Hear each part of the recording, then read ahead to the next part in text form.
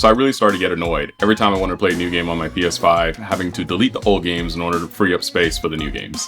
And luckily, the PlayStation 5 has this great feature where you can install an external M.2 NVMe solid-state drive to add extra storage space to download more games or movies or media or whatever your preference.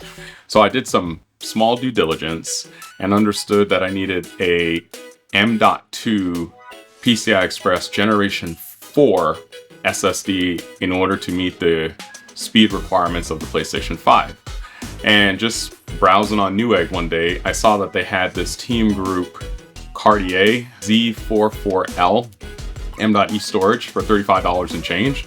And I said, hey, why not? There was a picture in the review that showed this thing came with 2 heatsink, an aluminum heatsink, and a graphite heatsink. And there were also some back and forth with it operating on a PlayStation 5. But I figured for 35 bucks, might as well take a chance and see if it works. So I got it. This is how it looks.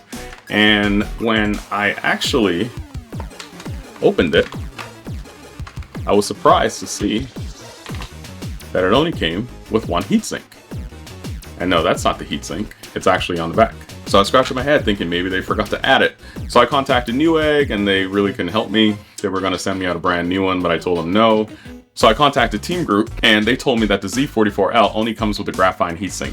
What I was really looking for was the Team Group Cartier A440. And that comes with an aluminum heatsink, and a graphite heatsink.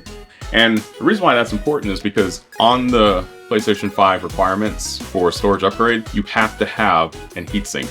And on the Team Group website, the heatsink actually cools the storage 15% more versus the graphite heatsink, the little thin strip, only cools it 9%. And I wanted to make sure that I'm protecting my PS5 and the storage with the best type of heat protection possible. So I went on Amazon.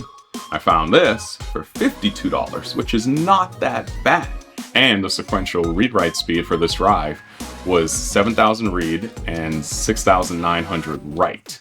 And on the requirements for the PlayStation 5 storage upgrade, they recommend 5,000. So I'm not quite sure why a lot of the reviews said that this would work. Like technically it will because it's a Generation 4, but the read-write speed is only 3,500 read and 3,000 write. So if you did install it, you may actually get an error. I have not installed this. I will install this. So let's do an unboxing and get to it. Got my handy dandy knife. This guy aside. And comes in pretty much the same box as the other one. Got that open here. Trying so hard to be gentle. Let's go for the big reveal. Ooh. And there, people, is our aluminum heatsink. And if we flip it over, there's our graphite heatsink. Now that I think I have the right equipment, I'm going to try and install this thing in my PlayStation 5. Let's get to it. First, we need to attach the heatsink to the SSD. The heatsink itself comes in a few parts. The bracket, the thermal adhesive, and the actual aluminum heatsink itself. We need to remove the first layer of tape from the back of the thermal adhesive, and then we're gonna take that and we are going to apply it to the back of the chips without the sticker. You have to lift it up, you can lift it up and just reapply it again. The key is to make sure that it's covering the chips. That looks pretty good. Next, you're going to take the SSD and slide it into the bottom of the bracket. You're going to notice a small gap in between the SSD. That's okay. Now, we're going to remove the film from the top of the heatsink. If that happens, just carefully place it back on, ensuring that it covers all of your integrated circuits. And now we want to align the heatsink with the bracket. Put it in at an angle like this, and it should just snap. I heard a snap on the right. Yep, I heard a snap on the left. These 4 clips, they should just clip it in place. So you don't have to apply too much pressure and you hear a loud snap. Just make sure that you didn't actually compress the heatsink to the bottom of the base plate. So now that our SSD is ready, let's get it installed in our PS5. According to the PlayStation website, what we need to do is flip the PlayStation so the ports are on this side facing me, and the PlayStation logo is on this side facing down. And then you want to take your thumb on your right hand and then your fingers on your left. You need to apply a lifting motion with your thumb and a pulling motion with your fingers, and it should pop off.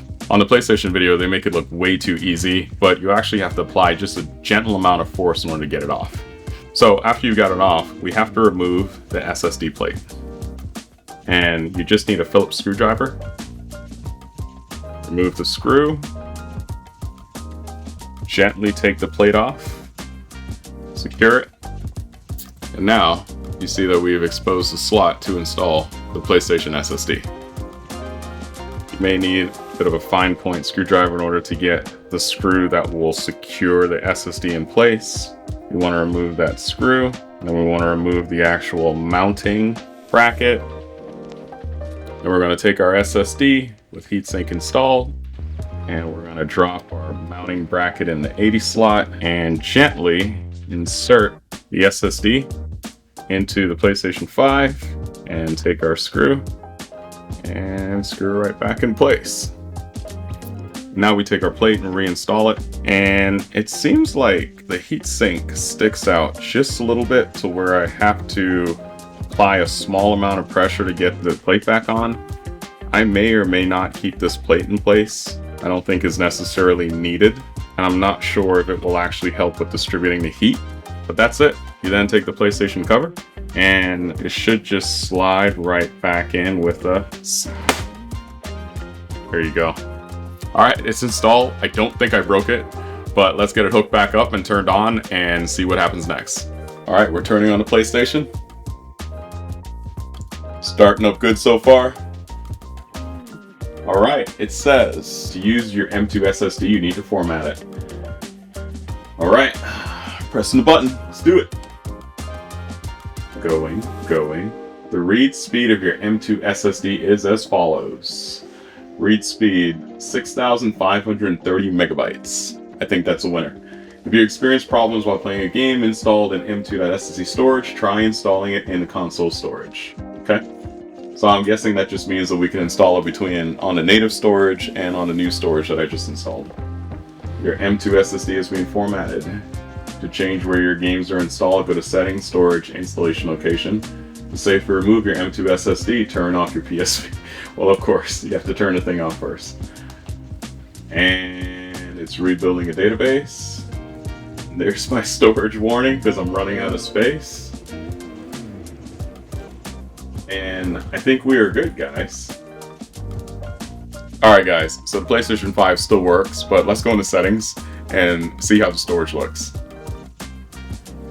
It looks like it's got its own M.2 storage location, and it shows my SSD installed with free space 1 terabyte. So I think we're good. I don't know what else to do from here. That might be another video, but I hope that this unboxing slash review slash tutorial was super helpful for those that are considering upgrading. For $52, I got an extra terabyte of storage in my PlayStation 5. That's not a bad deal. So thanks again for watching. If you like that content, drop me a like, and if you want to see more, hit subscribe so you don't miss anything. Hope to see you again soon.